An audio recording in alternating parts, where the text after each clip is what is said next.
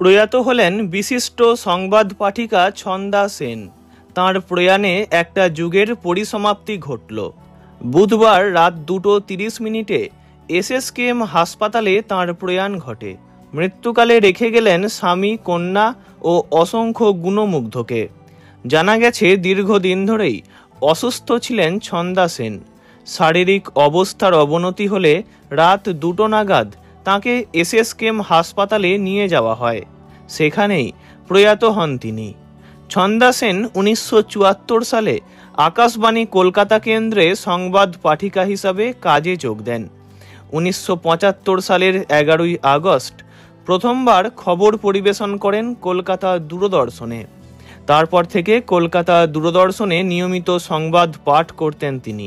পরে চলে যান বিবিসিতে এবং 2006-এ টেলিভিশন দুনিয়া থেকে অবসর গ্রহণ করেন। বৃহস্পতিবার কেওড়াতলা মহাশ্মশানে ছন্দা সেনের শেষকৃত্য সম্পন্ন হবে। তার আগে শেষ শ্রদ্ধা নিবেদনের জন্য তাঁর পার্থিব দেহ নিয়ে যাওয়া হবে আকাশবাণী ভবনে। উনি পরপারে যেখানেই থাকুন ভালো থাকুন। ওনার বিদেহী আত্মার চির শান্তি কামনা করি। ভিডিওটি এই পর্যন্তই।